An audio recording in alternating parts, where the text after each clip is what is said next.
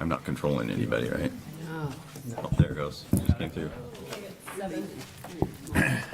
Good evening. Welcome to the August 18th regular City Council meeting. We will start with the Pledge of Allegiance led by Councilmember Goodloe. I pledge Allegiance to the flag of the United States of America and to the republic for which it stands, one nation, under God, indivisible, with liberty and justice for all. Clerk, call the roll. Beauchamp. Here. Goodloe. here. Loquist. Here. Elliott. Here. Miller. Here. Palmer. Here. Thompson. Here. Okay, proclamations, page 6 of the agenda packet, you have International Overdose Awareness Day for 2025. No awards or recognition, so we will move to consideration of the consent agenda. Does anybody want to move anything off the consent agenda onto the regular agenda? Okay, hearing none, then we will go back, and we are on item 4, approval of the agenda. Mayor, I move approval of the agenda. Second. We have a motion and a second to approve the agenda as presented. Is there any discussion?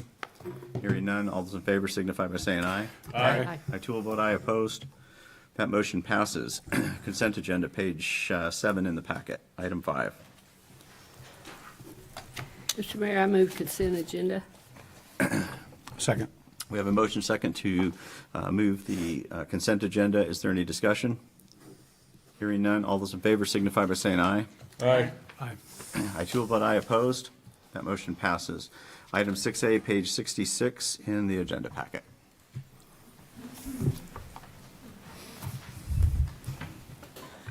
Hi, I'm Diana Tasker. Put all my gear on. So Cove Road, I'm supposed to say my address to her. It's been a year since I've been here, sorry. So I'm just here to harass you a little bit and let you know what the Rotary Cowboys have been doing. We had our kickoff breakfast last weekend, and we kick off the fair and rodeo season. And tonight, we're asking for you to pass the double cross ordinance. Maybe there's some new people out there. So either one of the rodeo button, fair and rodeo buttons, or 3 pieces of Western wear, or we get to arrest you. Or your friends, neighbors, and enemies, you can send out a warrant and we will come arrest them anyway. So that's always an option.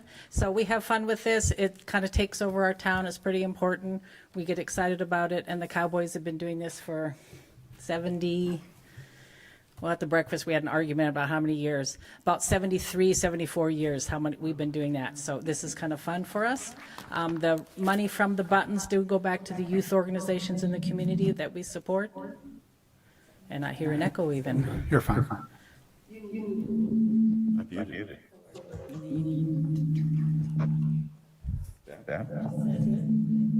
Says it's muted. My bad. Says I'm muted. There you go. Drew to save the day. Needed IT. I say arrest him. Hey, thanks, Drew. So we're pretty excited. We have partnerships with the other, the fair board, the rodeo board, the top hands. We had a lot of 4-H'ers out there helping us at the breakfast. Erhoff was out there. One big thing I wanted to just do a shout out. Usually you see the cowboy car out and about in town.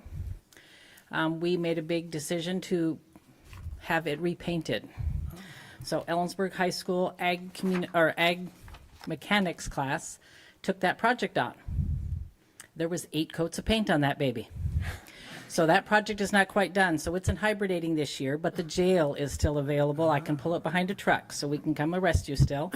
But we're pretty excited. Mr. Russell's class, they're going to finish it up in the fall, and we'll have some new paint job and new horns and lights. And they always worry about my brakes, but it always stops for me, so I don't know.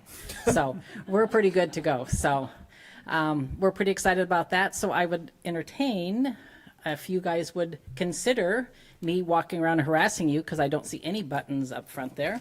So we're going to come, oh, there's one. Okay, is this one of those things we can just pay into? All right. Yeah, just throw some money for it. Throw it in, throw it in. How much are they? $1? $2. I can spot somebody $2. Want me to spot you? I got 3 to spare.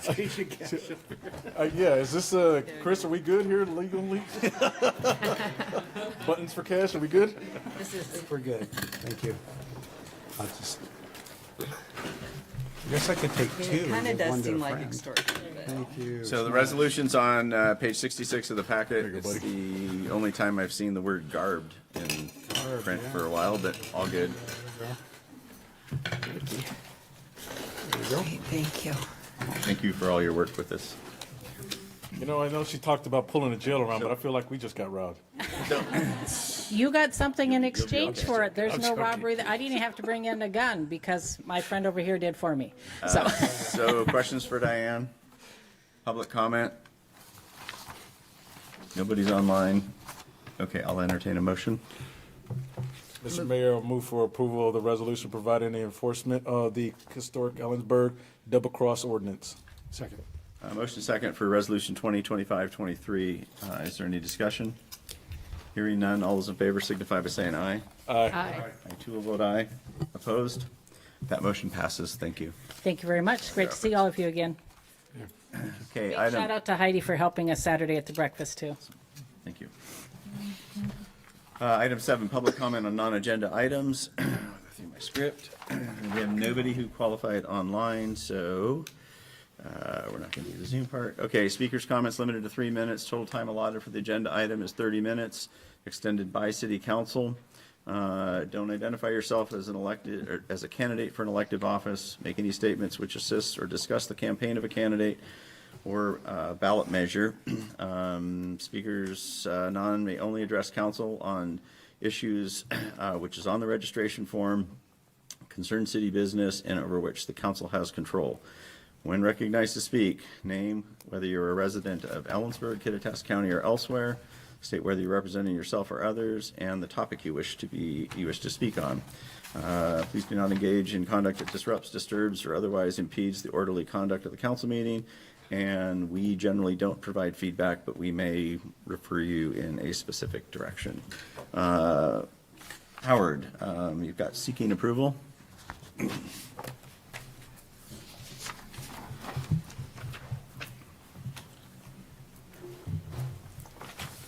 Howard, first name, Ellensburg resident, Kittitas County family members.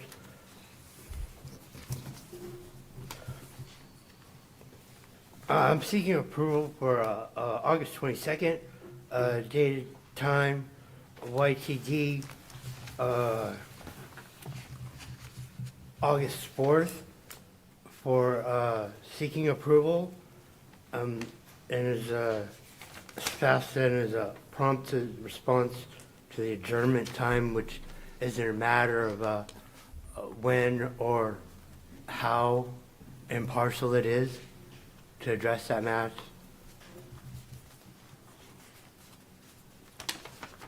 I'm sorry, I didn't completely understand the question. For the, either in estimated time of approval or the mayor, city clerk. There are 2 places for 4 people, for 6 signatures, and council member. It might help if you have some paperwork there, so we'll understand if maybe you could check it in with the city clerk and we'll take a City look at clerk? it. I'm just not sure what we're talking about.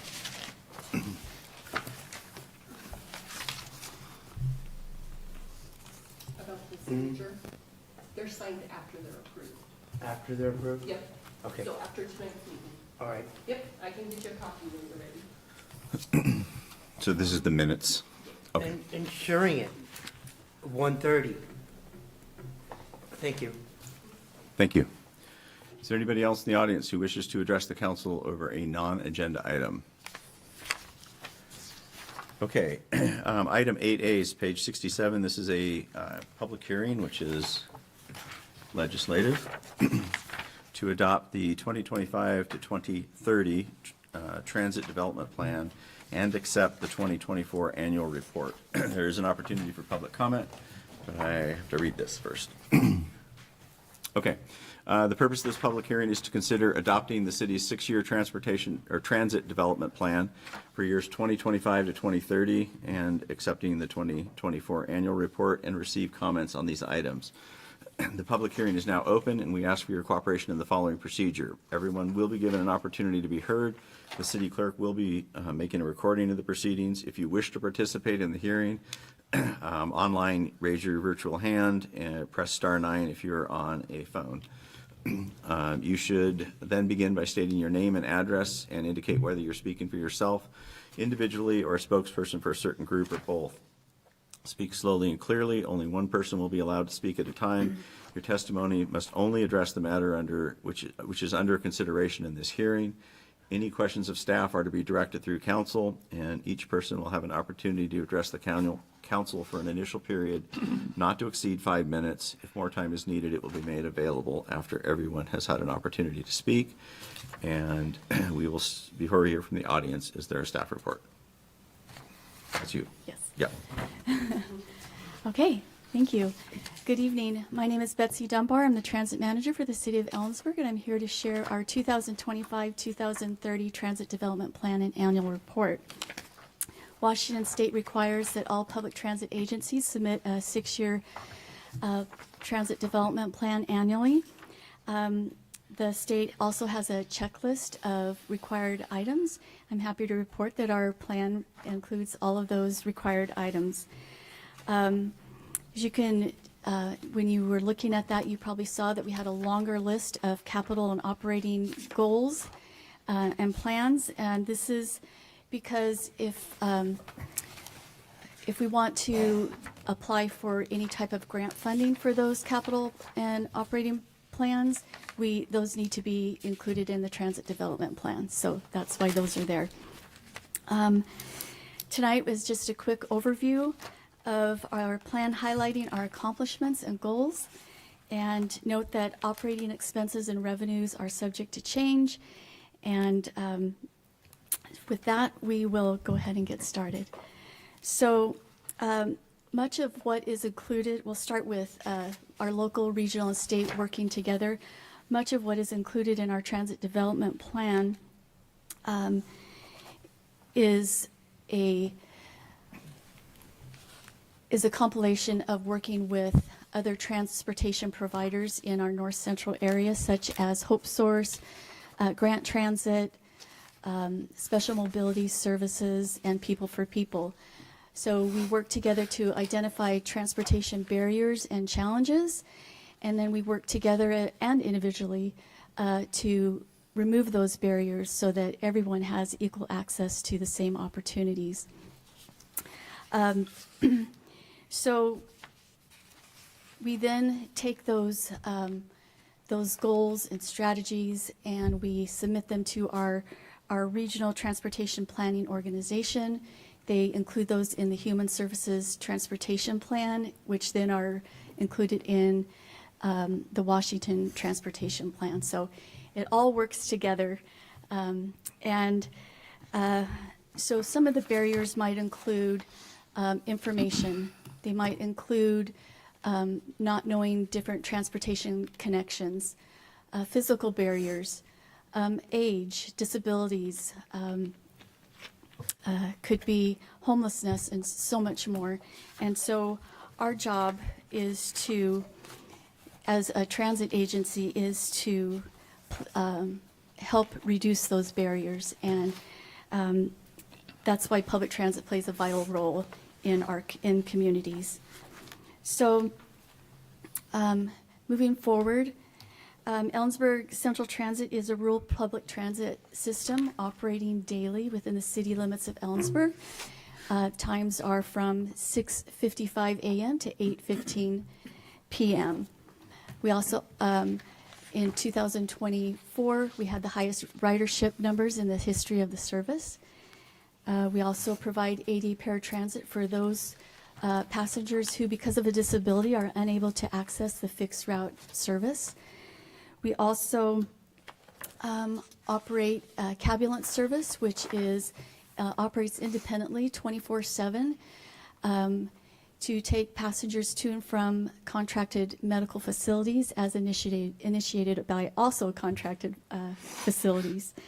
This is a great service as it frees the ambulance services to respond to real emergencies, and then it prevents passengers from receiving very expensive ambulance bills. So it's a great service. We also support other services such as Hope Source's Dial-A-Ride service, which is countywide, their Kittitas County connector, and the Yakima-Ellensburg commuter. So accessibility, safety, and ADA compliance. This is very important, right? Because it's removing barriers for passengers. As you can see, there's a lot of barriers up there, the sidewalk there, and what it used to be and what it is now. When I came to Ellensburg almost 6 years ago, I saw that there's a lot of grass between the sidewalk and the streets, which makes things very difficult.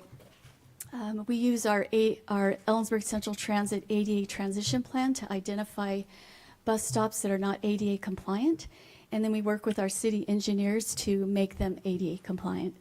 And this year we will have completed 17 ADA projects, and by the end of 2026 we're hoping to have all of our bus stops ADA compliant. So as you can see at the bottom with the grass in the middle, that was very difficult, and this person didn't want help to get. I was there and jumped off the bus and said, "Can I help you? This is where I met Sawyer. I wanted to help push her along, but she wanted to do it by herself." And so that's what it looked like before, and that's what it looks. Many of our stops look like now. So our Ellensburg Central Transit technology, we use a lot of technology. This is just a couple screenshots from our Ellensburg Central Transit website, where passengers, anyone can go on and they can put in where they want to start and where they want to go and the time they want to get there, and they'll get information on what bus stop to use and what time to be there. Also, you can click on any one of those routes. You can download PDFs of the route schedules and our maps. The little map there, you can, let's say you wanted to go to the food bank, you would click on the yellow line, and you could see all the stops in between on that line. And you click the one you want, and you'll get real-time prediction of when the bus will be there and when it will leave. So we have a lot of great tools. We really encourage our riders to use rider apps. They're really helpful. And anybody coming into our town, our community, who has a rider app, then they'll be able to see our information as well. Our bus stops include a lot of great information. People can text or call the phone number on the bus stop sign and then enter the bus stop number to get real-time predictions of when the bus will arrive, because we know that the biggest question in public transit is, where's my bus? And so we are trying to eliminate that frustration. We have 5 different modules that we work with. Live operations, the first thing in the morning, we Hope Source and myself, we open that up and count, make sure all the buses are running, see if they're running on time, late, or early. It's a great tool. GPS playback is a great tool that, especially when investigating a complaint or an incident or accident, we can see exactly when the bus was at any location on the route. We'll come back to on-time performance, but run times, that helps us have a very reliable service. So it takes the algorithms of when the buses are at each stop and when they leave, and so we were able to hone in those times to make sure those times work. Rider alerts, those can be planned out way in advance, like for national holidays or at any moment, a detour or a delay. And so that's also a really good tool. That also goes to the rider apps and to Google Maps. Back to on-time performance. So on-time performance is really obviously very important when you have a public transit service. It needs to be on time. And Also, like I said, the biggest question in transit is, where's my bus? Well, the biggest no-no is leaving a scheduled time stop early. And so we never want to do that.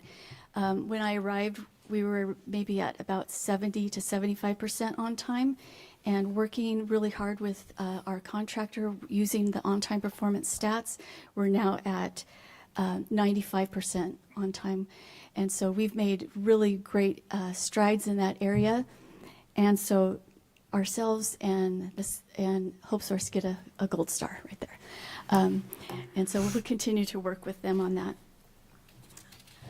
Marketing and surveys. We hopefully you've all maybe heard some of our digital and media marketing and ads out there. And I've brought a couple to share with you. This one, David says, riding the bus gives me freedom, no driving, no parking, just reliable transportation every day. Fernando says, I ride the bus for a healthier planet, less pollution, smaller carbon footprint, a more sustainable future. Every ride makes a difference. This is this year's rodeo ad. Don't wrangle for parking.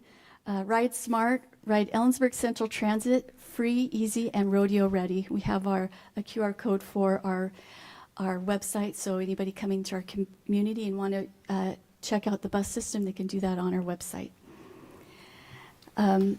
Next, hands down for our marketing, Touch a Truck is the most popular.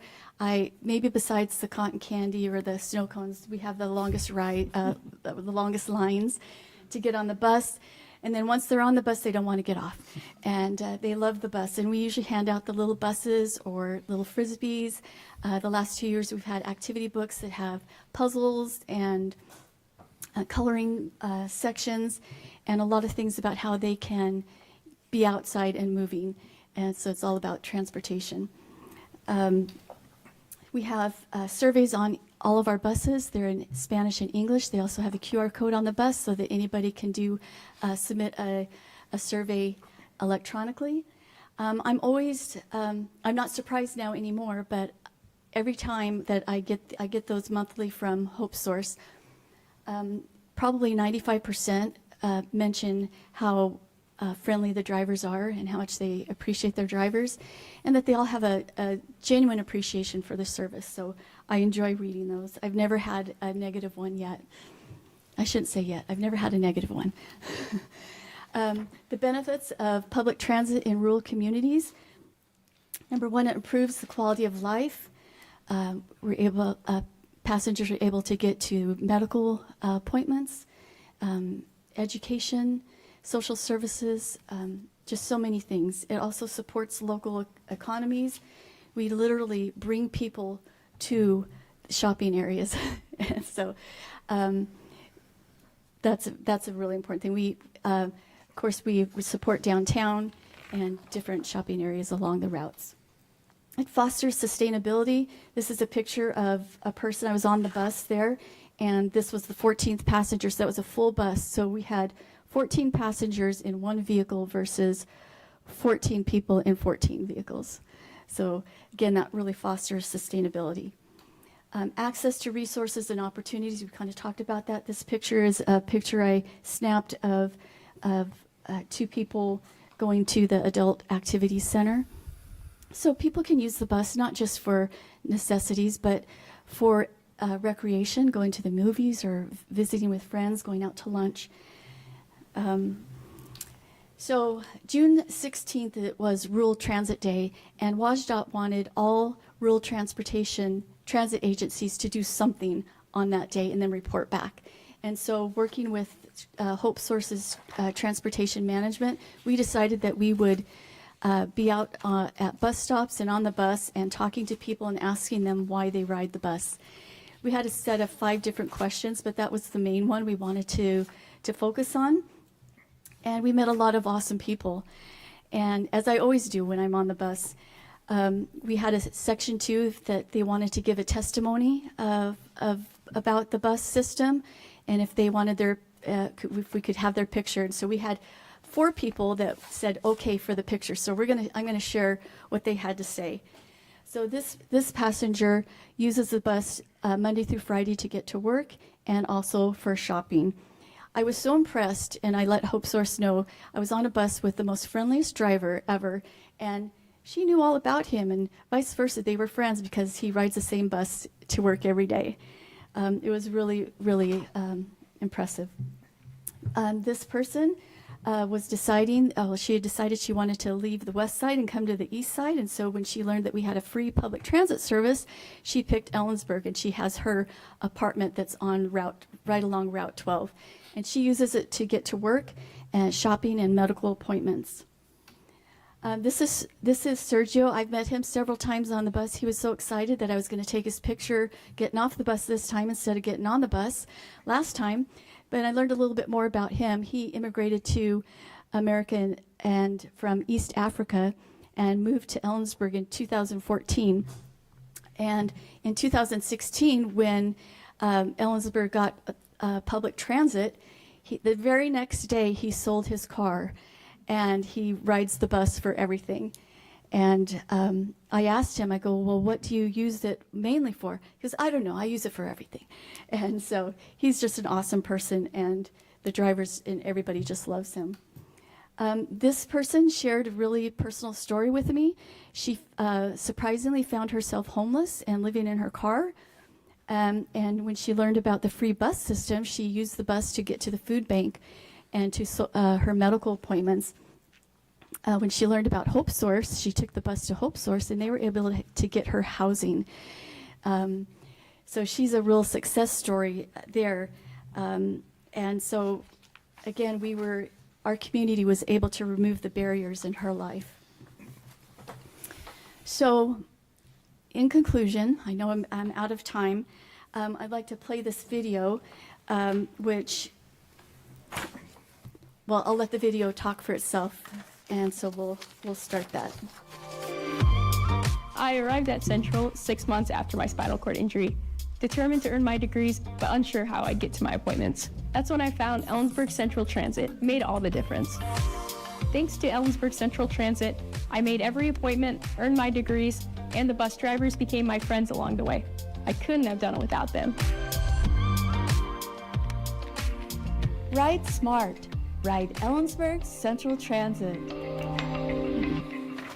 Her story is a great example of how our community was able to remove her barriers so she could reach her goals. She now works at Children's Hospital in Seattle. So I'm glad that we were able to be a part of that. So with that, I want to thank you so much for the opportunity that I had to be here tonight. Take any questions. I know I'm probably out of time, but if you have any quick questions, I'd be happy to answer them. Follow my lawyer script, so I have to wait for questions for you. Okay, sorry. Thank you all. The floor is open to testimony from the public. Does anybody wish to make a statement? Okay. So you're walking up. If so, each person has an opportunity to address council. I think Rich? you got one. You got one? Taker, Rich. I know. Yeah, He's reading this. I'm reading the script. Script. Oh. Yeah, I'm just saying. Instructions. Quick. 5 minutes. Oh.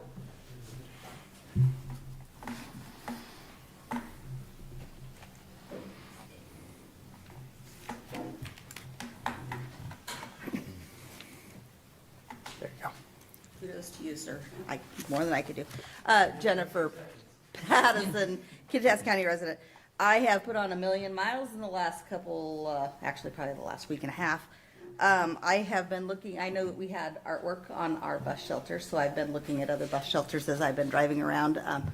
Most I've seen in other communities is some wavy glass type of so I see that we have $88,000 over through 2030 allotted for artwork on. I wonder if we could just potentially save a little bit of money by doing some wavy glass instead of having the artwork, which I would imagine has upkeep on it as well, and potentially the wavy glass may be easier to replace. That's all. Thank you. Anybody else? Staff, anything? Okay.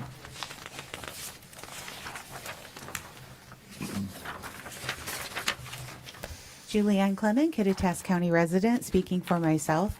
I just want to say that I really support Central Transit. I love the fact that we have a bus system here.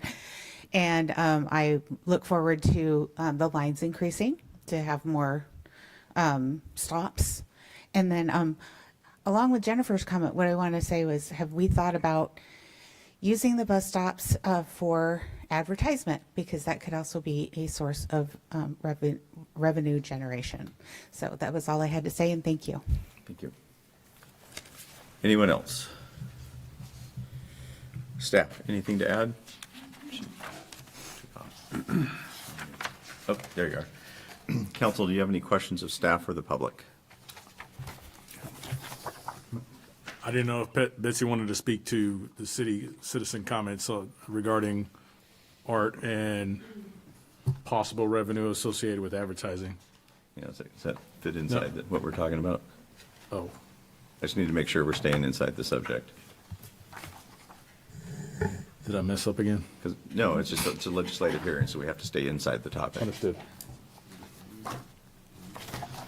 It's in there. No red There flags? is- It's red, no red flags, yeah. Okay, yes, go ahead. Betsy, if you'd like to come up, please.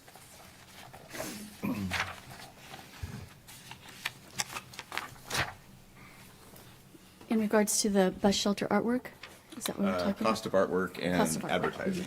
Yeah. Stands with the buses. Yeah, advertising is a bit of a slippery slope, because if you allow one person to advertise, then all can advertise. But I do understand, that could be a revenue source, so that's something that we could visit. Regarding the artwork, bus artwork, that is done by local artists. I think it really adds to the community and sets us apart. I think it adds beauty and interest to our bus stops and to our community. That number is, again, way out there as far as the future costs. For our contractor to put that artwork in would be the same amount of money the glass would be the same amount as any plain artwork. There really is no specific additional upkeep on that glass. I know the local artists receive a stipend from the Arts Committee. I think it's $500. For it to be put on the glass is a pretty minimal cost. Overall, for one bus, the bus shelter at the courthouse was a little over $4,000, which is pretty minimal. We're hoping that's a big number. Who knows what that will be? Again, we put that in there just because also we might be able to get a grant for that as well in the future. Thank you. Any other questions? I just want to make sure I understand. So the amounts that are in the budget for the bus shelters are the artwork and the shelters, or the glass and the shelters, and the Arts Commission is paying for the artwork? They pay for the artists. They get a stipend, the artists do. Mm-hmm. Okay, so the cost to the transit would be the same whether there's art on those or not? Yes. Okay. That is correct. That's what I thought I heard, but I Yes. just want to make sure. That is correct. Thank you. Thank you. Any other questions? Okay, the public testimony portion of this hearing is now closed. Council may begin its discussion and deliberation. And again, it's accepting the 2024 annual report and adopting resolution 2025, adopting the 2025 to 2030 transit development plan. My only comment is on page 86, which talks about the 2030 improvement program and financial assumptions. I appreciate these caveats that were put in here. That essentially, it gives us some flexibility. As Betsy didn't really talk about, but we already know that there are a lot of things, external factors that could be impacting the capital and operating expenses associated with the transit system, whether that's from a federal or from that state, or grant opportunities shrink up. So the caveats that I put in here, these bullet points are pretty much saying that, you know what, this is going to be probably a little bit of a moving target depending on our funding, and that's an important thing. So I'm trusting that staff will be looking at this on a year-to-year basis based upon whatever funding is available, whether that is a state or federal level, and at that point, they'll have to make those tough decisions if it comes to that. So I appreciate those caveats. So if you didn't get the chance to look at those, I think that provides the flexibility that I would be looking for, as opposed to a lot of these numbers being totally rigid. So let's have a motion Okay. before we get too far into discussion. Sorry. Mr. Mayor, I move to adopt the 2025-2030 Transit Development Plan and accept the 2024 annual report as presented. Second. Motion second to adopt the 2025-2030 Transit Development Plan and accept the 2024 annual report. Any further discussion? I just, as a liaison to the Transit Committee, I just want to thank staff for putting this together. It is a challenge. The structure of the report is prescribed by DOT, and that's why it's the way it is. And I think Betsy's done a really nice job in outlining the challenges, the operations, and sort of the forward-looking vision for transit, and also the successes that we've enjoyed. We've talked about a lot. This is in transit world, this is a new system, so it's really just at the point where we're starting to get our feet under us. So this is a good milestone. Thank you. Further comments? Hearing none, all those in favor signify by saying aye. Aye. I too will vote aye. Opposed?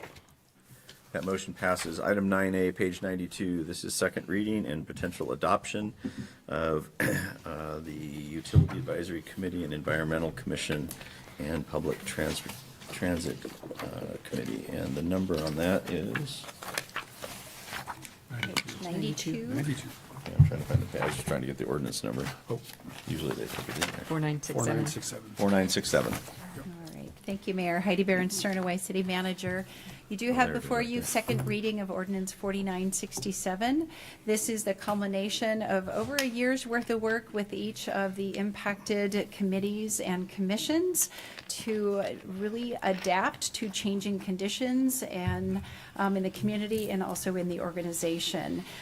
This changes the membership and the roles for these three committees. The council did first reading at your last meeting on August 4th, and I can stand for questions, and the recommendation would be to do second reading and adoption of ordinance 4967. Questions of staff? Hearing none. Public comment? Nothing online? Council, a motion, please. Mr. Mayor, I'll move to conduct second reading of ordinance 4967, approving changes to the roles and memberships of the Utility Advisory Committee, Environmental Commission, and Public Transit Advisory Commission. I'll second. So that was second reading and adoption. That was your motion? Yes. Okay, so we have a motion second to conduct second reading and adoption of ordinance 4967 as presented. Is there any discussion? Hearing none, will the clerk call the roll? Beauchamp? Yes. Goodloe? Yes. Locust? Yes. Miller? Aye. Palmer? Yes. Thompson? Yes. Elliott? Yes. An ordinance of the City Council of the City of Ellensburg, Washington relating to Utility Advisory Committee, Environmental Commission, and Public Transit Advisory Committee, amending sections as listed in the ordinance and amending Chapter 1.84 of the Ellensburg City Code. Item 9B, page 102, this is ordinance 4968, second reading, potential adoption. These are traffic code revisions. There will be an opportunity for public comment. Good evening, Mayor and Council. Derek Mayo, City Engineer. Before you tonight is second reading of ordinance 4968 with proposed revisions to Title 8 of the Ellensburg City Code. First reading was held at your August 4th meeting. The proposed revisions reflect parking revision requests from Ellensburg School District. The first is to relocate the Lincoln Elementary bus parking area from Walnut Street to Sampson Street during student drop-off and pickup times, and also to remove the no parking restrictions on Walnut Street to allow for Walnut Street to be used for student drop-off and pickup. And lastly, to remove the existing disabled parking stall on Sampson Street as it was replaced with two disabled parking stalls within the new parking lot at the school. The proposed ordinance also reflects some minor code changes, cleanup to be consistent with the existing signage on Morgan Middle School, removing the loading zone, which is no longer there, and then some minor changes to the 3rd Avenue parking restrictions to match that. So with that, staff recommends council consider second reading and adoption of ordinance 4968, and I'm happy to answer any questions. Council, any questions of staff? Hearing none, is there anybody in the audience who wishes to speak? Nobody online? Council, motion please. Mr. Mayor, I move second reading and adoption of traffic code ordinance 4968. Second. Motion second to conduct second reading and adoption of ordinance 4968. Is there any discussion? Hearing none, will the clerk call the roll? Bochamp? Yes. Goodlow? Yes. Locust? Yes. Miller? Aye. Palmer? Yes. Thompson? Yes. Elliott? Yes. An ordinance of the City Council of the City of Ellensburg, Washington relating to Title 8 Traffic and amending sections as listed in the ordinance of the Ellensburg City Code. Item 9C, page 132. There will be an opportunity for comment. This is ordinance 4969. This will be first reading to consider utility billing disconnect notices. Good evening, Council, Mayor Elliott, Jerica Pasco, Finance Director for the City of Ellensburg. As most of you know, the city provides utility services for approximately 11,000 customers across the 6 different utilities. On December 11th of 2023, the city implemented the Origin Smart City Utility Billing Software to align with industry best standards and update procedures previously limited by the legacy utility billing software. Current city code enforces that monthly utility accounts are due and payable within 22 calendar days following the date of the mailing of the utility bill. If not paid by the due date, the entire account shall be deemed delinquent. A final notice is sent by regular mail within 7 business days after the billing due date, and a $10 late fee is assessed. If there is no response received to the mailed notice of account delinquency within 14 business days, a door tag for disconnect is delivered within the next 7 business days with a disconnect notice fee of $25 assessed to the utility customers. Currently, we have 2 part-time meter readers. One works morning, one works afternoon, that are responsible for hanging those door tag notifications as well as reading all of the different meters for the 6 different utilities. Our number of disconnects incurred by the city has significantly increased, and the meter readers aren't able to maintain their workloads while hanging all of those door tags. So just to give you guys kind of a clear example here, in June of this year, we issued 1,297 door tags.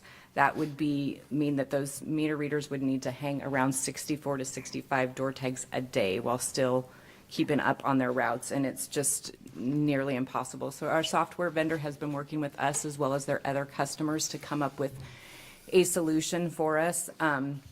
And so what we're requesting here, what the finance department would like to do, and it's currently in testing, so it won't go into effect until all the testing has been done, but the finance department would like to be more efficient in notifying those by using telephone notifications in place of physical door tags. So if a phone call is made but cannot be confirmed, either answered or we're unable to leave a voicemail, then we will still continue to go out and physically hang those door tags. But for those customers that receive the phone call or the voicemail, they won't be charged that door tag fee either. These updates will help us get back on schedule with our meter read. So staff is recommending that council conduct first reading of ordinance 4969, amending the utility billing disconnect notices. Council, questions of staff? I have one. I was curious on the calls. Of course, we don't know if the telephone number that the customers provided is a landline or a cell phone, but do we have the ability, or would it be beneficial to add the ability to text notifications rather than just rely on They're voicemail? actually working on that software too. That should come down later down the line, hopefully, as well as the software that Energy Services is looking at. I'm not sure if they've brought it to you already, but as far as outages and stuff like that, so that's another piece that we're going to try to incorporate into this as well. Okay, so that could add which would have text increased options. coverage Yeah. and more, because I answer my landline about once a month when I have voicemails on it. So And we do try to mark within the system whether it is a landline or a cell phone number. Yeah, okay, thank you. Any further questions? So do I understand correctly? So you send a letter, if they don't respond, you call. If it goes to voicemail and you don't actually contact a real person, Or if we're unable to leave a voicemail for the disconnect notice. well, okay, so you leave a voicemail. If there's no response for a number of days, then you door tag? No, this is the door tag notice. So in lieu of printing out a door tag and going and physically hanging it, we would have the option of having the system call them and give them their door tag notice by phone, or voicemail, and then the system will tell us if it was unanswered or if it was unable to leave a voicemail, giving them their disconnect notice. And if that's unable to happen, it will print out a door tag for our meter readers to still go physically hang. Okay, so I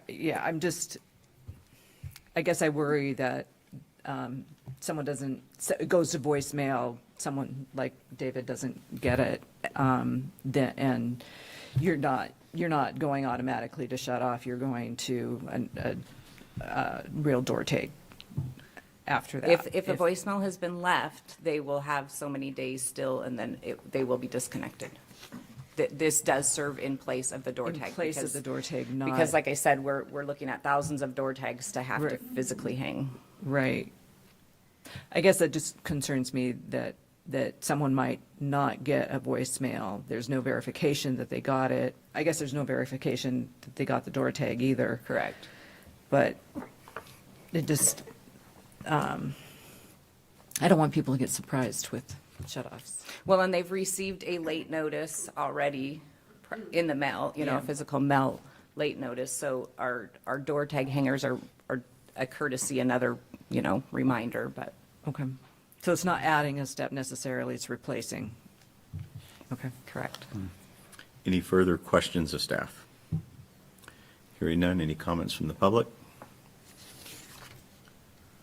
Anybody online? Council, a motion? Mr. Mayor, move to conduct first reading of ordinance 4969, amending utility billing disconnect notices. Second. Motion second for first reading of ordinance 4969, which is utility billing disconnect notices. Discussion. This is just a resource issue, and I appreciate what Jerica and the team have come up with. With that many notifications that go out there, you have to be able to do something, and this is better than nothing. You can't physically get to that many locations for door tags, so this is the second best option. Hopefully, maybe half the population that was supposed to get a door tag answers their phone or gets a voicemail and responds. That way, we're not trying to burn out the resources. But this is the best that we can do with this kind of situation. So applaud on the efforts to at least try to make this work. And I was going to ask also, maybe confirm, it's my understanding that with the current system or with the future, the same, there's a high rate of success in actually collecting. People don't end up shut off as often as they're threatened with being shut off, right? Door tags or those late notices bring in a lot of people to make arrangements or pay. Yeah. Right, thank you. It's not perfect, but and there are bound to be one or two or a couple that unfortunately fall within that gap that you're concerned about, Nancy, but still better than not getting to not getting all the door tags and then not also leaving some sort of voicemail for some of the audience, so. Further comments? Hearing none, all those in favor signify by saying aye. Aye. I too will vote aye. Opposed? No. That motion passes. Move on to item 9D, Read 49.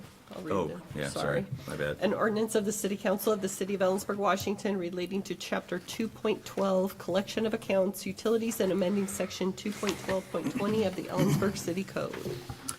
Item 9D, ordinance 4970. This would be first reading. This would be amending the 2025-2026 biennial budget, page 137 in the packet. There will be an opportunity for public comment. Good evening, Mr. Mayor and Council. Keith Bassett from the city's finance department.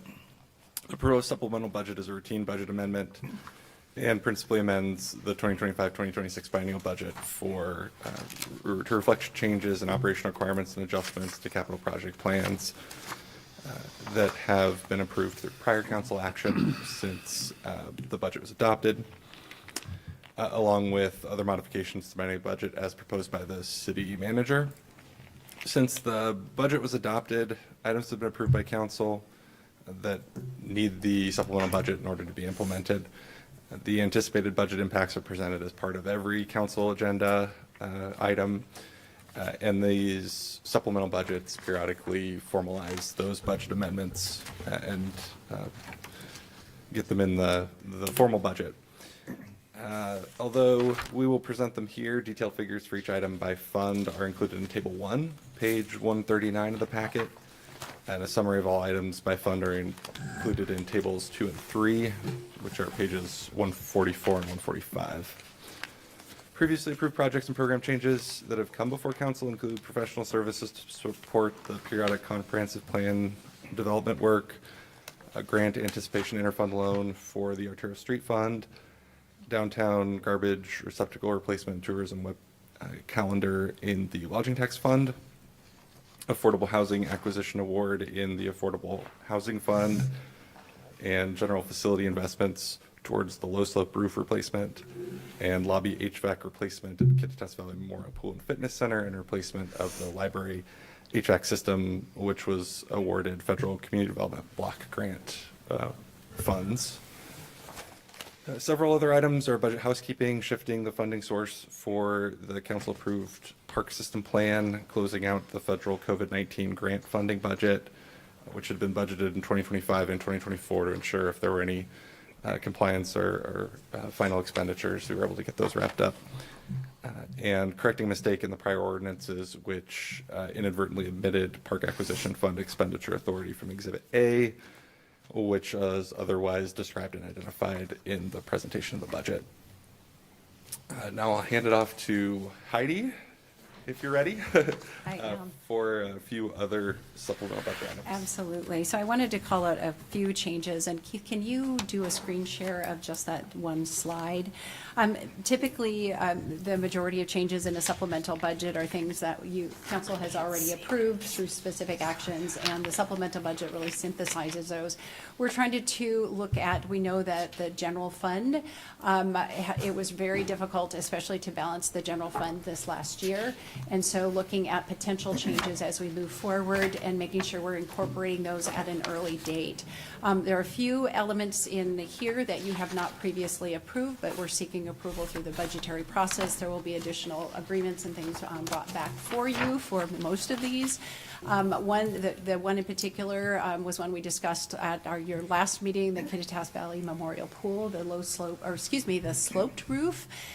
So we have some dollars in the REIT 2. This was a fund set aside. The REIT is a second quarter % Council voted that in December, I believe, of 2022 to start saving dollars for recreation facilities. This is a need that's out there to help us extend the life of that while we look at replacing that facility. And so we programmed dollars in from that REIT fund, REIT 2, it's our recreational facilities fund, in 2025 doing the design and engineering for that. We estimate, our best estimate is about a $500,000 investment. That's not the last investment we're going to need to make in the pool. We also know the dehumidification system will need to be replaced likely in the next few years too. But this is our best estimate for large capital expenditures for that. This will reduce that fund. That's a little over half of the fund balance at the moment, and that's taken 3 years to build up. Also, Unity Park, with the construction of Unity Park, making sure that we have Wi-Fi access services and security cameras for that park to protect the assets and also to provide accessibility for the offices in that building. We are anticipating, we've been in discussions with the county for prosecution services and looking at the potential impacts from salary savings and also at the additional cost from our criminal justice fund. And again, our goal with all of these projects is to make the lowest impact on the general fund possible. And so it's retaining that historic investment in prosecution services, which was previously our assistant city attorney, and transferring that salary into a contract for services, which will come before you likely at your next meeting. And so the impacts in this year are larger than they are in the next year based on our employee left, and oftentimes we are paying out retained vacation and things like that, so benefits. And then finally, the wood products study match, and this is our economic development investment fund. And I think folks I think have kind of forgotten about that fund. That's from the sale of the business incubator out on Dollar Way that was previously from Centrifuge, and then the cash balance from the closing out the finances for Centrifuge as well. So there are dollars that council had set aside for one-time investments in economic development development. And so the balance is well under $1 million, but that's the Kittitas County Chamber has taken over that work, and they have requested a match that was agreed to match an USDA grant to continue doing some of the wood products study to do a business plan for that, and to the tune of $10,000. So just wanted to call it, those are 4 things that we haven't talked about previously. And again, our intent here is to try to not impact the general fund as much as possible. So back to Keith. Thank you, Heidi. In all, this supplemental budget maintains budgeted services and makes intentional investment in city facilities. It sets the table for continued work towards funding desired new facilities and to address structural imbalance between growth of costs of providing services and maintaining infrastructure and the inherently constrained growth in revenue to support those activities. City staff will prepare a statutorily required mid-biennial review between now and the end of the year with a focus on addressing those challenges. Budget stability for the transportation system depends on voter approval of the Ellensburg Public Transit Funding Ballot Measure and continued work to address structural funding needs for preserving city infrastructure and services. The proposed amendments maintain anticipated 2025 and 2026 ending fund balances within the required fund balance thresholds. Staff suggests a motion to conduct first reading of Ordinance 4970, amending the 2025-2026 biennial budget. Do you have any questions? Council, questions of staff? Yeah, thank you, Keith. I really appreciate the information that has been presented. I'm looking at page 142 of the packet. This is on the water utility fund. I know we haven't expected much change here between 25 and 26, but as I read this, I interpret the 2025 expenditures are things that we're anticipating, whereas it's a little bit hard at this point to be able to figure out what expenditures for 26 will be. The big item that I'm looking at there is associated with water main replacements, that emergency replacement. Those are things that have come up and everything like that. I'm just curious, within the 25 year, how are we doing on that? Do we have any information as far as how we're tracking versus that emergency replacements on water main? So I don't have specific water utility statistics, but from the financial side, every year we budget for repairs to the infrastructure. This year, my understanding is that there have been a couple of repairs that required additional expenditures, right. Rather than just patching, doing more significant work. Yeah. And I appreciate you bringing that up. And for me, that's just one of those dynamic things that we're going to have to keep in mind on. So for those that are in an audience that haven't checked it out, feel free to download a packet and look at it in detail. So thank you. Questions of staff? Hearing none, is there anybody in the audience who wishes to speak? The 3-minute rule. Good evening again. My name is Candace Comfort, representing myself. I live in Kittitas County. Normally, I have something written up and in front of me because I do better when my words are in front of me. But today I was busy playing with my kids in the creek. It was a nice day. It's still summertime, so I'm trying to take advantage of that. And I think that it's awesome that we were able to go play down in the creek because they know how to swim. And we learned at the city pool how to swim. So we were able to have a day like we did today where I didn't get anything typed up, and I'm grateful that we had a pool to provide them with the confidence to be in the water. So with that being said, I just want to say that I do really appreciate that the pool's sloped roof is in the amended 2025-2026 biennial budget. I think it's crucial that it's in there. I did records request the last structural analysis that was done on the pool roof. It was done in June of 2018. I have part of it right here, done by Weatherholt and Associates. I'm just going to read some of the things that were wrong with the pool roof then, and obviously we know that they're worse now, so it's so important that we take care of this. Under observations, they said the roof systems have been allowing water entry beyond the roof and in several locations to the interior of the structure. The steep and low slope roof systems are well beyond their intended service life. Destructive testing at the roof over the pool reveals the wood structure that makes up the skip sheathing is deteriorated and can no longer function as intended. The insulation within the roof assembly is deteriorated and is likely not serving as intended. There is a polyurethane vapor retarder in place over the tectum deck that is likely deteriorated and compromised. The build-up roof system is at the end of the intended service life and is ready to be replaced. The existing roof system will have to be removed down to the deck. All steep slope roof systems are beyond the intended service life and should be removed and replaced. The steep slope roof over the pool will likely need to be removed down to the runners. Last thing here is the remaining steep slope roof areas will need to be removed down to the roof deck. It was a great analysis. There was pictures. That takes up a lot of ink, so I didn't print it all off. But that's how it was in 2018. We know that it's worse now. We know that if you don't take care of things, then they continue to get worse and more expensive. So when I found out at the Parks and Rec meeting on Wednesday that this was going to be happening, I was very appreciative of it. I think it is super important. I'm pretty sure most of the people here think it's pretty important too. So I appreciate it, and I would encourage you to pass that so that we can get it taken care of. Thank you. Anybody else? Council. Mr. Mayor, I will move to conduct first reading of ordinance 4970, amending the 25-26 biennial budget. Second. We have a motion second to conduct first reading of ordinance 4970, which amends the 2025-26 biennial budget. Discussion. Hearing none, all those in favor signify by saying aye. Aye. Aye. I too will vote aye. Opposed? That motion passes.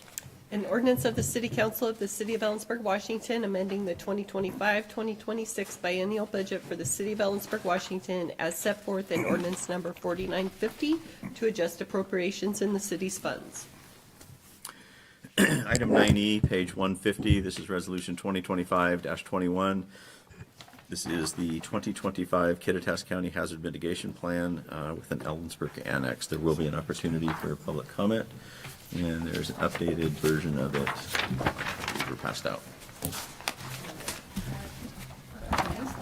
Okay, stage down. Good evening, Council Mayor. My name is Arden Thomas. I am the Kittitas County Water Resource Manager, and really appreciate the invitation to come here today and review the 2025 Kittitas County Hazard Mitigation Plan. Something that I really want to emphasize is this is a multi-jurisdictional plan, and I appreciate the partnership and the involvement of all of our jurisdictions that participated. Before you is a request to pass a resolution formally adopting this plan. This plan has been submitted to both the Washington State Department of Military Emergency Management Division, and then from there, the Federal Emergency Management Agency, and it has been approved pending adoption by each jurisdiction's managing entity, as we'll go into. Before we kind of launch in to an overview about the plan and the planning process, I'll start by just commenting on the photo that we have for our first PowerPoint presentation. This is the 2020 Evans Canyon fire, which initiated in Yakima County and then, of course, spread into Kittitas County and the canyon. I was also reflecting a little bit. My voice is a little sore because, again, today we had fire starts along I-90 and our valley fill up with fire. Something that I want to emphasize is kind of what hazard mitigation is and how it really fits into a number of different steps that are part of the emergency management cycle. I am not an emergency manager, so there are those who understand each component better than I do, but the emergency management plan is really focused on mitigation, and what mitigation is any sustainable action that reduces or eliminates long-term risk to people and property from future disasters. And really kind of the intent and the hope is that it makes us more resilient to disaster, so that when we do have these natural hazards, we have the infrastructure and the systems in place to be able to sustain them a little bit better. It is distinct, though, from response and often preparedness.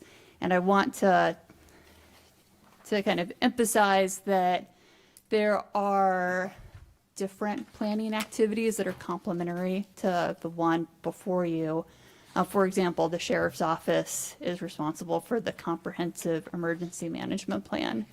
So this is a list of actions. Really, what this plan does is it identifies natural hazards. It ranks natural hazards in terms of what we think the impacts to people and property will be, and then identify some recommended activities associated with mitigation, hazard mitigation.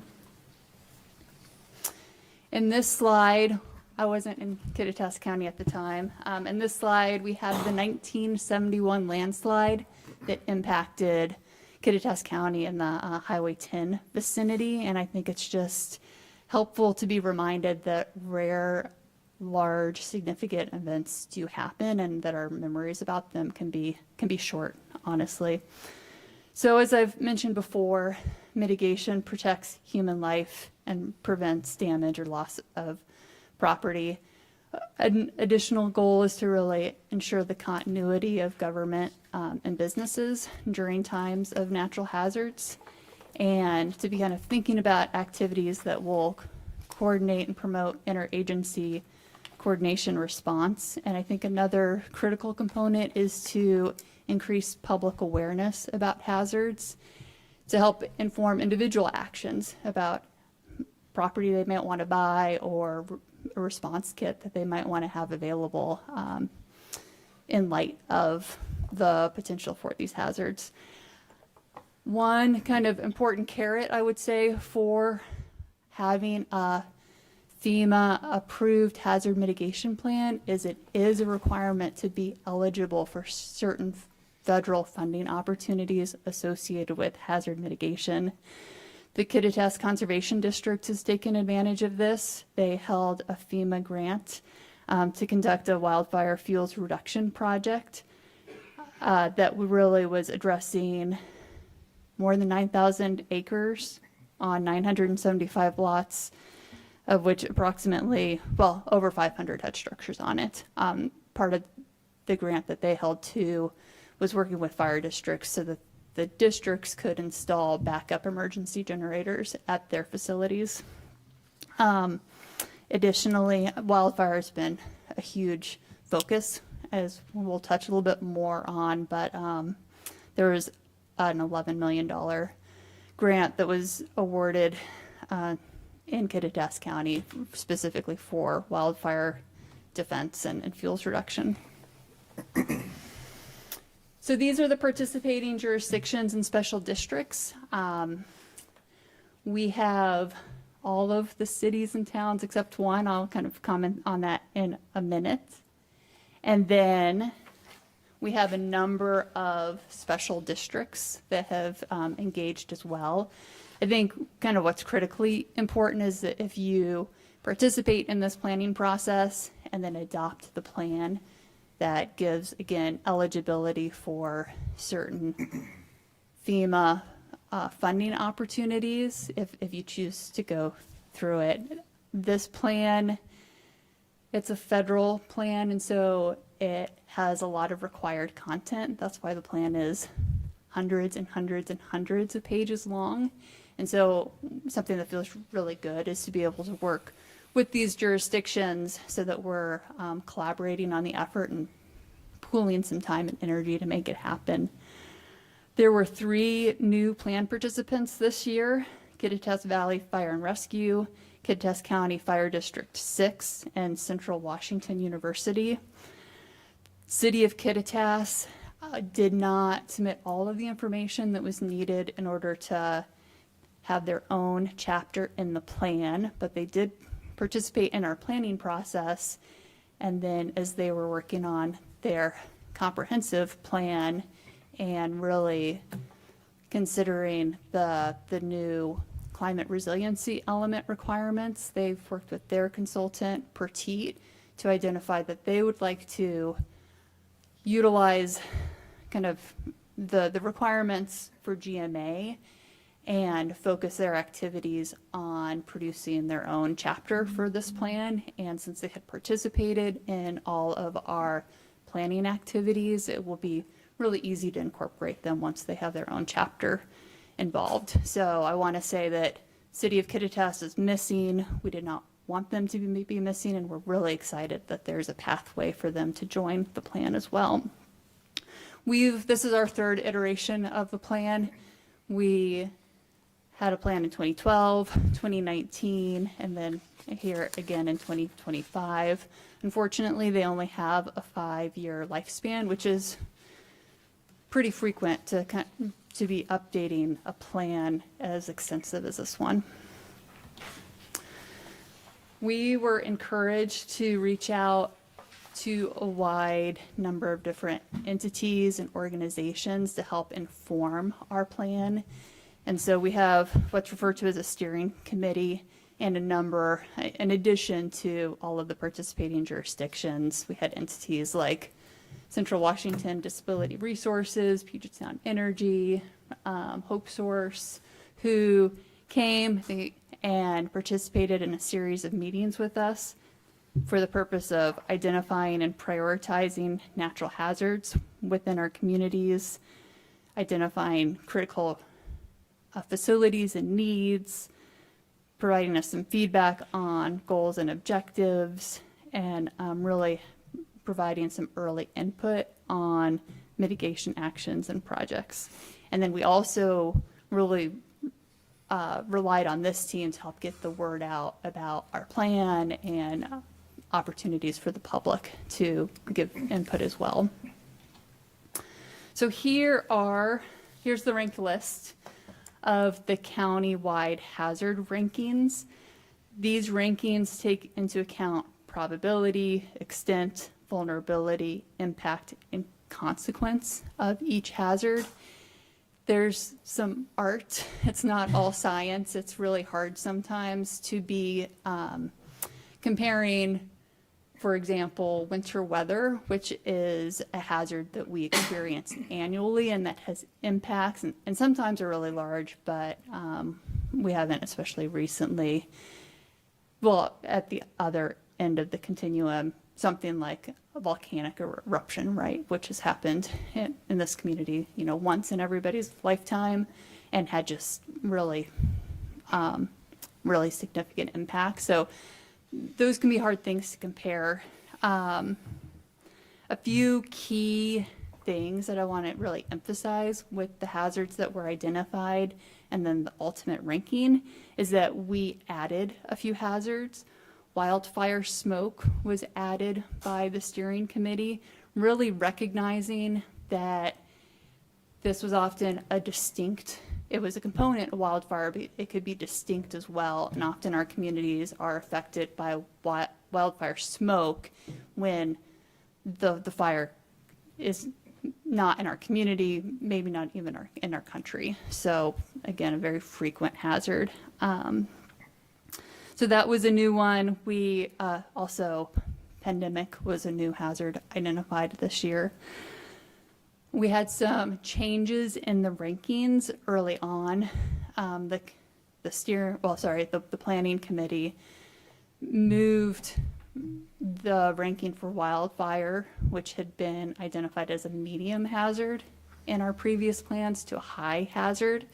We heard when we went to the public input process that we didn't have it high enough, and Rose from DNR really provided us with some critical information, really documentation that Kittitas County is at the 1% in terms of high-risk communities in the country. And with that information, we now have wildfire as our highest ranking hazard, not just a higher ranking hazard. Also, drought ranked as low in our previous plans, and we bumped it up to medium. Honestly, I think that we're still a little bit low in that category. I think part of the challenge there is that drought doesn't affect everybody equally. So that was significant changes from 2019 to the 2025 plan for the hazards. Here's an example of, so for each hazard that's identified, we have maps that identify kind of the extent and likelihood. So this is a map for Kittitas County for wildfire likelihood. Outreach and public comment. We got going actually in September 2023. It was important to us that we advertised that we were doing this at the fair. It's kind of coming up on fair season again. So we had a booth, and that really kicked off our planning process. And we were really advertising at that point that we had online surveys that were available. We were advertising, and we had the surveys available in both English and Spanish. So that started in September 2023, really pushing to get a lot of that feedback within a couple months. By February 2024, we had 2 open houses, so in-person public meetings in February of 2024. One was located up in Cle Elum, and the second was located in Ellensburg at the event center.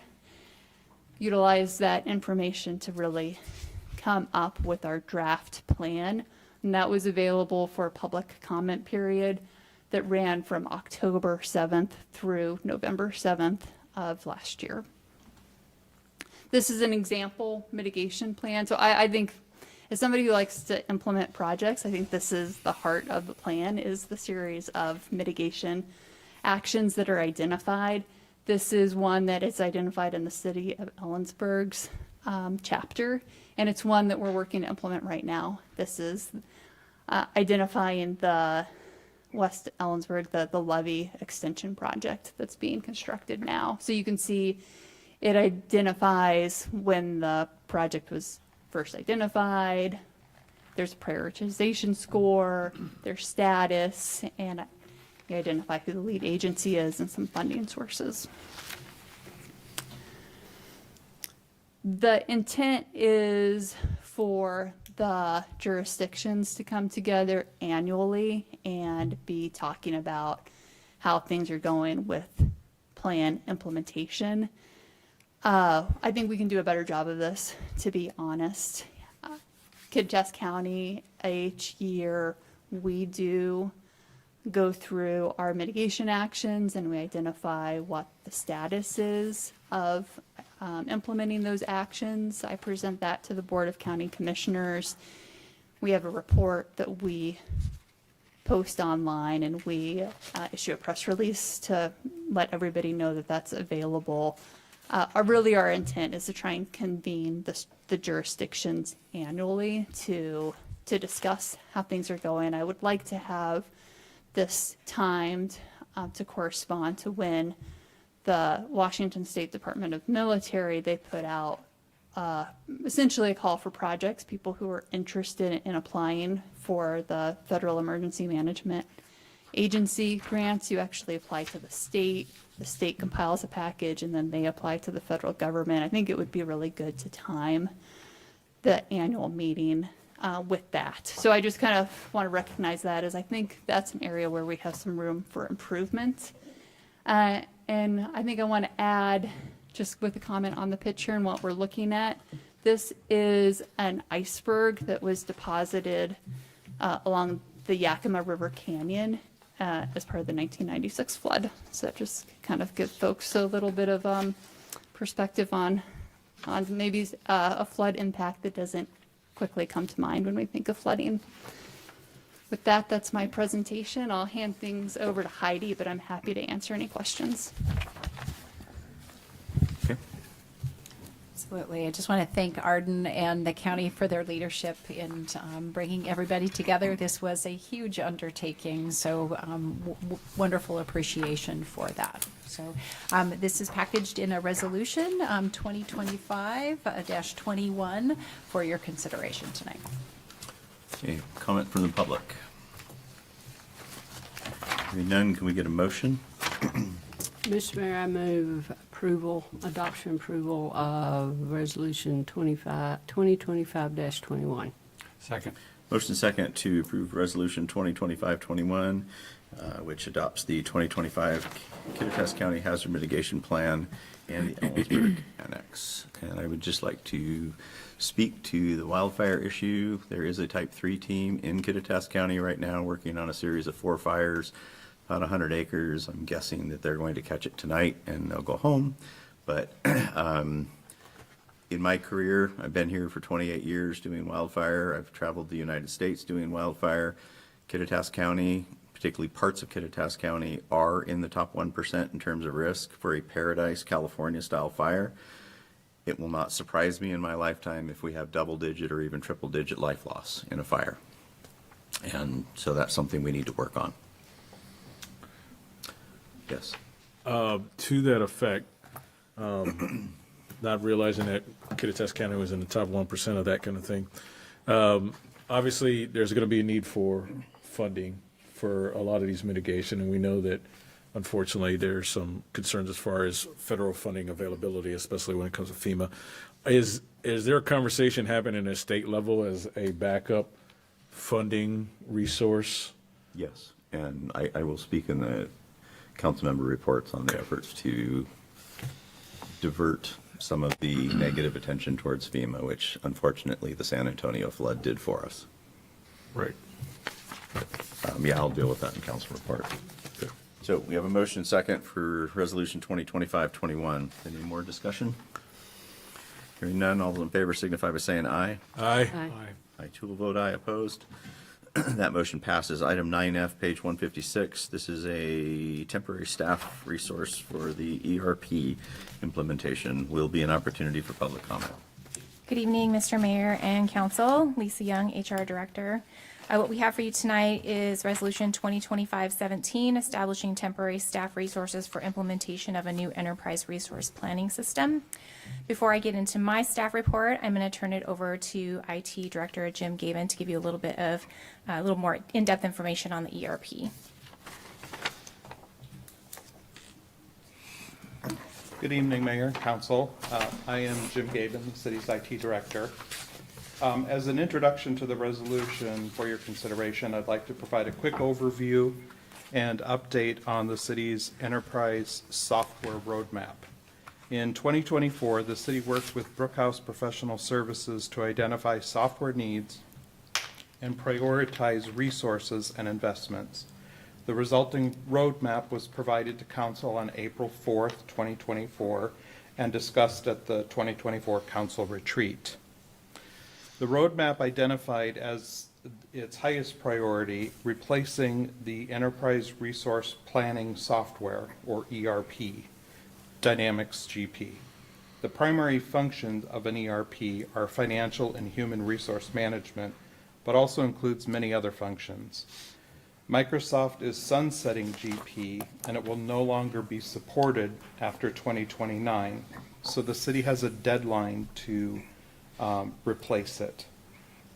The city has engaged Soft Resources, a software selection consulting firm, to write a request for proposals for a new ERP.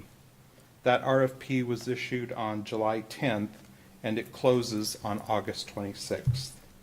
This project will take 2 to 3 years to complete and will likely be take a considerable amount of time and resources in the finance, HR, and IT departments for implementation, including data extraction, cleanup and verification, discovery discussions and documentation, configuration, integration with other systems, training, and user acceptance testing. Because an ERP is used by all departments to make this a successful transition, all departments will need to contribute time and resources in discovery of workflow processes, configuration feedback, development of new and updated processes available in a modern ERP, end user training, and user testing.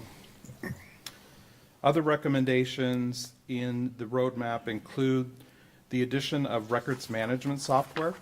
Laserfish has been implemented and is now in use at the city. Departments are identifying long-term retention records to be stored and managed in Laserfish. And the city is now using Laserfish for business process forms, which allows for electronic routing and approvals using email.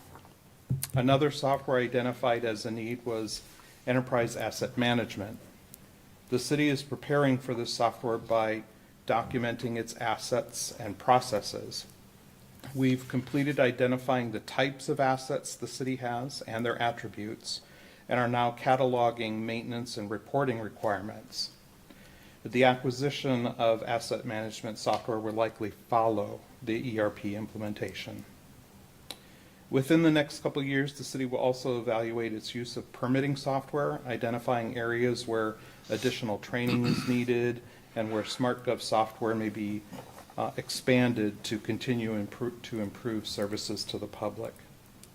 The roadmap also recommended adding IT governance in the form of a technology committee for project review and prioritization, policy recommendations, and GIS integrations. That committee has been formed and consists of representatives from each of the operating departments. So that's just a recap of our enterprise software roadmap. Okay, thank you, Jim. So that ties us back to Council's adopted strategic vision and strategic pillars for 2024 through 2029. This includes advances in infrastructure and energy, specifically implement enterprise resource planning software, records management, and best practices to improve data management, operational efficiency, and security. Continue to enhance cybersecurity and resilience of systems to protect public data and assets. As mentioned in Jim's update, our current financial software will no longer be supported at the end of 2029. The transition to the new enterprise resource planning software system will require additional staff resources to ensure successful implementation. The city's consultant, Soft Resources, recommended that the city temporarily increase staffing in 3 areas which will be integral to the conversion: finance, IT, and HR. The finance department will have the greatest amount of work during the early stages of implementation. Therefore, staff propose adding 1 temporary full-time equivalent finance position in 2025 to assist with pre-implementation transitional tasks. The position will be in place throughout the implementation process for up to 3 years. Adding temporary staff will help ensure the ERP is implemented in the best way for long-term success. This will also help keep the daily work moving and prevent exhaustion and burnout of regular staff.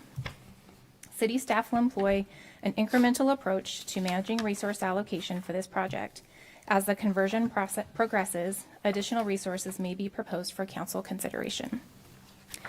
The estimated financial impact of this position for 3 months of 2025 is estimated to be $40,639, inclusive of benefits and payroll costs. After allocations to other funds, this will impact the general fund by approximately $24,425. The Finance Department has realized salary savings in 2025 due to employee retirement and the employee use of Washington State paid family medical leave, which will offset these expenditures. The estimated financial impact for fiscal year 2026 is estimated to be $166,822, again inclusive of benefits and payroll costs. After allocations to other funds, this will impact the general fund approximately $100,264. Beginning in 2024, IT created a budget item to begin funding the ERP implementation and continued to budget funds in the 2025-2026 biennial budget. These funds are being earmarked for the purchase of the ERP software, consultant fees, and temporary staff funding. Additional expenses will be spread across the various funds that support employee wages and benefits. Costs for administrative and internal services functions will be charged to beneficiary funds according to the standard budget and accounting procedures. Additional expenditure authority will be included in the next supplemental 2025-2026 biennial budget. In summary, Resolution 2025-17 establishes 1 long-term temporary finance position for an estimated period of up to 3 years to be hired in 2025. Staff recommends a motion to approve Resolution 2025-17 as presented, including approval of the necessary budget adjustments. I'd be happy to answer any questions. Council, questions of staff? I see that it will be part of the next supplemental budget, biennial budget update or adjustment. Do we know a timeline on where we're anticipating that? Is that in the next couple months? So we generally do the mid-biennial adjustment in November or early December. Okay. We could also add this for your second reading in your next, for the current ordinance that you just approved. Yeah, that's what I was really getting at, is like, since you're asking for this now, should this been in the ordinance we just approved or not? So it would be in the second reading, so would it be amendment to that second reading? Okay. That's what I need to know. Further questions of staff? Anybody from the audience wish to speak? Nobody online? Council, can we get a motion? Motion to approve Resolution 2517 as presented and approve necessary budget adjustments. Second. We have a motion second to approve Resolution 2517, including the necessary budget adjustments. Is there any discussion? I just would like to thank all staff that have been involved in this. I know it's a challenging process, so I'm glad we're trying to keep up with it, so thank you. Any further comments or questions? Hearing none, all those in favor signify by saying aye. Aye. I too will vote aye. Opposed? That motion passes. We move to item 12A, page 160, Manager's Report. Excellent. Thank you, Mayor. Good evening. Heidi Berenson, Way City Manager. A few items in the manager's report to highlight. A request of council to delegate a subcommittee to review the grant applications. And a reminder, all of our community grants, park partnership grants, water quality grants, historic preservation grants, and arts commission grants, applications are due at the end of August, I believe Friday, August 29th at 5 p.m. And again, requesting 3 members of council to review just the community grant applications and make a recommendation for funding. When are you going to need feedback on the community grants? Is that going to be September? Typically the month of September into early October. September is terrible for me. So 3 members. I'll just make appointments if I have to. You can put me on the list if you need to. You can throw me on if you want. Nancy Goodlow and I have been on the committee before. Nancy so. just volunteered. Yeah, she volunteered, so Feels like you were moving a whole bunch too. throw me in. In the Navy, that means you volunteered. I'm not in the Navy. I can do it. I just am gone for a week in September. I don't know if that matters. We can Sarah, schedule Nancy, around that. David, and I'll be the backup if somebody has to be gone. Excellent. Thank you. All right. And a reminder, we do have the tree survey open till the end of this month. And this week is a very busy week. Tomorrow night, we're hosting the ADU, and that's the accessory dwelling unit info session. It'll be a really great presentation, and there'll be a lot of folks to talk with if you're interested in learning more about building or developing an ADU on your property, or just interested in the topic. Lots of resources available. That's 6 to 8 tomorrow night at Hell Homes. And then we'll start the first of our community conversation workshops, and this is a workshop at Hell Homes on Wednesday, August 20th, and that's from 6 to 8 p.m. Again, this is a workshop style. Some people might want to stay for the whole thing, and some people might be done in 10 or 15 minutes, depending on your level of engagement. And so look forward to vast and wide participation in that. We did include the schedule for the Wall That Heals, and just a reminder, I will ask our staff to send out another invitation. Russell Colmore had sent an invitation for elected officials to participate in a special ceremony to construct the apex of the wall, and that is at 3 p.m. on September 2nd. And so we will send out another reminder. I think only a couple of people have responded to that. And again, they still need volunteers. You can sign up online. There's a link to the website in the folder. And then the next council meeting, our study, we do have a study session planned. And again, since the holiday is on September 1st, our council meeting will be on Tuesday, September 2nd. Our council study session will be on discussing the on-demand video of boards and commissions and some of the impacts of that. And or impacts of that potential policy. And then in addition to the other elements, we will talk about the Public Facilities District. We've had some early conversations with folks from Upper County looking at funding recreation facilities and looking at that as an option. So we'll bring a presentation to you at your regular council meeting on that. And then, in addition, I mentioned earlier that we will have an interlocal agreement looking at prosecution services. The county will be taking a look at that at about the same time as us. And just a couple of asks, one in particular, and that is, we implemented, as Director Pasco talked today, a new utility billing system, and every once in a while, there's a little glitch in our system. And just a reminder, if you hear of people who are having a problem or a question on their bill, please have them call in. If we identify patterns early, we can catch them, and making sure that that everything is accurate and we can catch problems or patterns early. So if you notice an anomaly, please call right away and let us know. And we really appreciate that. And then a reminder to council, we do have our annual employee appreciation lunch. I apologize, I got a late email out. It's this Wednesday, and it's lunchtime, and you're welcome to help out or just join us for lunch that day. So I hope you all can make it. And I believe that is all I have for the manager's report today. Member Miller. No report. Member Lowquist. A lot. So the Yakima Basin Fish and Wildlife Recovery Board annual meeting was up at Snoqualmie Pass area. We did a tour of the Gold Creek project. They're trying to not dewater, trying to fix the dewatering to save bull trout, or that particular run of bull trout. We approved 4 projects for $1.3 million, or we didn't approve, we recommended to the state to approve, and 4 projects for about $2 million for riparian projects. There's 2 different pots of money now.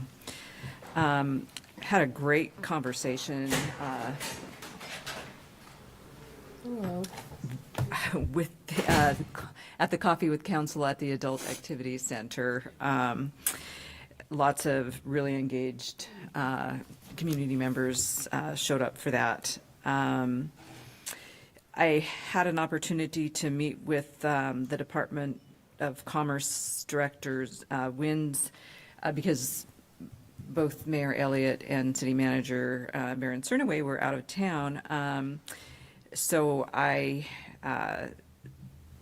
represented the city, the county, and Central, and the chamber were also there. I guess showcasing for the director our collaborative approach, what we're doing with COG, and just the partnerships that we have developed, including the creative district partnerships, and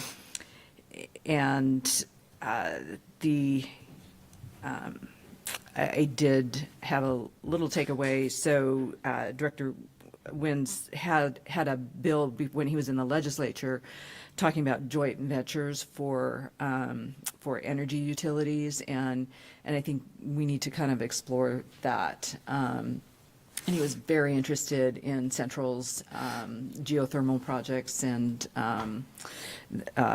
the Old Heat project. I also attended via Zoom the Checkerboard Partnership had a meeting. They have actually obtained funding for the Cle Ridge project. And so now they're working out ownership details, and so it sounds like most of that land will, at least the northern portion, will go to the DNR, either as trust land or to be managed as a community forest. And the southern part, the focus will be more on recreation and wildfire mitigation efforts to protect the towns of Roslyn and Cle Elum, and potentially a partnership with the Yakima Nation and with the Mountains to Sound Greenway for recreation management. And just remembering that at community forest, the goal is to make that a working forest, so the revenues from timber sales would support the management of the forest. So that's kind of the model that they're trying to look at. And that's all I had. Councilmember Palmer. Let's see, I got a chance to be part of the county's lodging tax committee meeting, just to kind of be a fly on the wall, learn more about that. There's going to be a good opportunity for them to do a debrief with city council in the next couple of weeks. So looking forward to other opportunities to continue partnering with the county on some efforts to improve our community. Heidi already talked about affordable housing and ADU meeting. I'm looking forward to being that tomorrow. The Yakima Basin Fish and Wildlife, the Gold Creek thing was pretty amazing. I didn't realize everything that was part of that, and their work is pretty amazing over the next 10 years. So great efforts. UAC, your Utility Advisory Committee, was canceled for the month of August, so we'll meet again in September. Law and Justice is this Wednesday. I'll let Rich talk to KitCom updates, and then Steer I-90 was no report. Councilmember Goodlow. Just a couple of things. The DEI Commission met and had a good discussion with staff about the process for the workshops and conversations and the comp plan update. And that was helpful. I think it cleared up a lot of questions and a lot of gray areas for folks. I did participate in the Coffee with Council, and it was really a good meeting. They had a lot of different issues and very interested in a lot of things about the city, and it was nice to be a part of that group. Did want to let you know that we have had a resignation from the DEI Commission, so we now have two seats on that commission that are available. And that's all. Councilmember Thompson. No report tonight. Councilmember Beauchamp. Okay, the library canceled for August. KitCom, my biggest takeaway is that we're still getting very close to being fully staffed on our dispatchers under our new leadership there. So that's a very big plus for KitCom.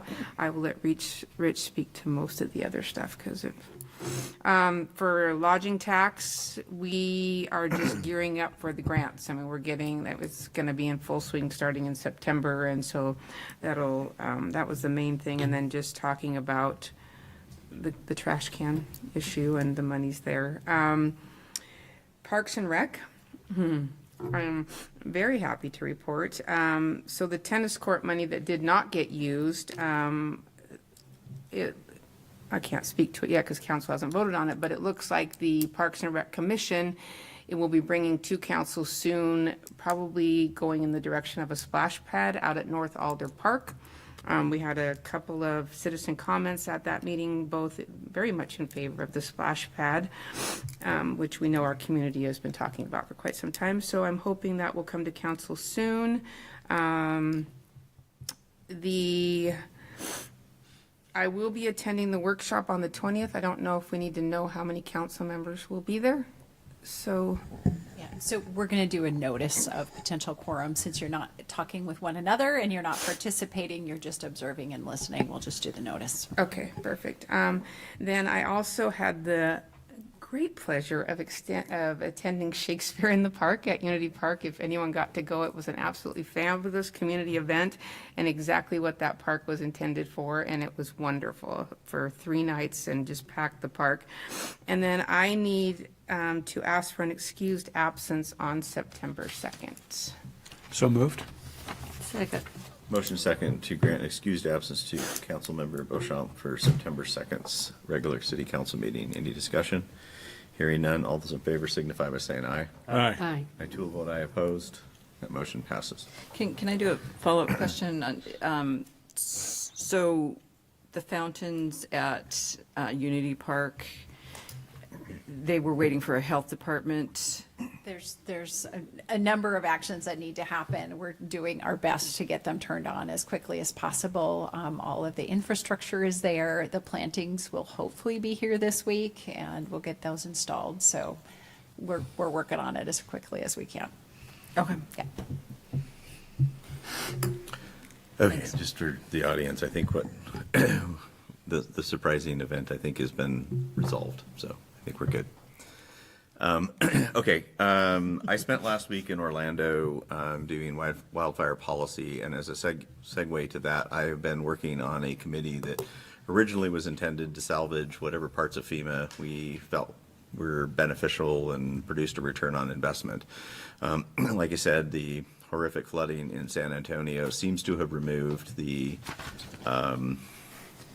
dissolution of FEMA is no longer on the table.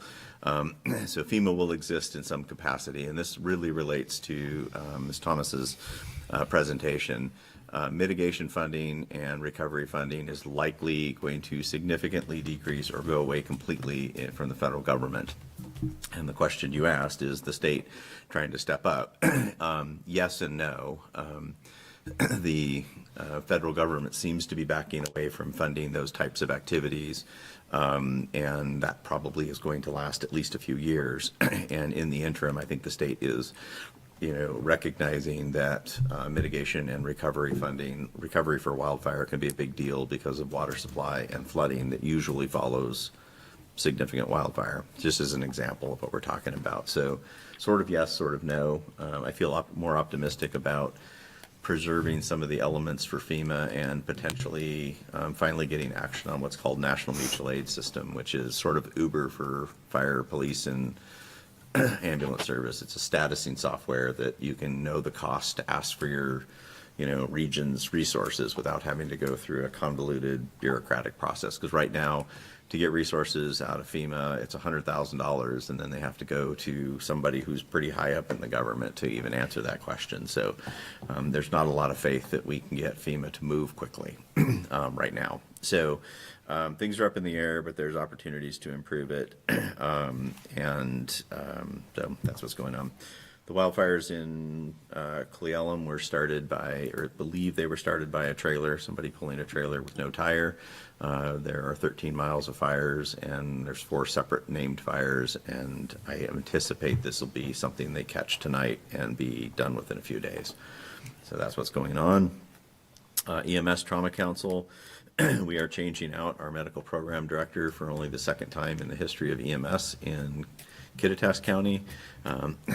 Dating back to 1969, we've only had 2 directors. The last one, the current one, Dr. Horsley, Jackson Horsley, served since 1992, and he is retiring. There's a 1-month overlap, and Dr. Schmelzler, who is the head of the ED Physicians Group at KVH, is going to become the medical program director not only for the county, that's who's licensed the EMTs and paramedic practice under, but he'll also be CWU's medical program director for their paramedic program. He's an ED trained physician. He's something in the Air National Guard for New Mexico. I mean, I know he's a colonel, but I think he's the head of their medical air wing, and he's very accomplished. So that's a really cool thing. So he's new to the community? No, he's been here for about 2 or 3 years, working in the emergency department. The physicians group at KVH is almost entirely made out of ED trained physicians now, which it didn't used to be, and most of them work for a physician service out of Yakima. So we only have 2 local docs that. And ED is emergency Yes, department. emergency department. Thank you. Not what you thought. It's an acronym I wasn't thinking. You don't know what I thought. I know. You left it hanging there. KitCom, we are hoping to get by the end of the year to be close to 75% staffed. Right now, we're just under 50% staffed, and that'll flip over to a little over 50% staffed here shortly. I started at 30%, so I'm feeling pretty good about that number. But it takes 6-8 months between testing and training to really get somebody to be on the floor. So still a significant investment there, but all things seem to be pointing in the right direction. And the last council reports, I did talk about LTAC and my concerns over the process for the large ticket, sort of rare awarding of those benefits. That process seems to be under an organic review, so I didn't do anything with it. I'm not going to do anything with it. It seems like they're looking at the process and trying to make sure that they have it laid out and that that's communicated well and that the process is followed, which was the intent. So we're all good there. And again, the reminder for September 2nd for the meeting, and we are adjourned. Happy Fair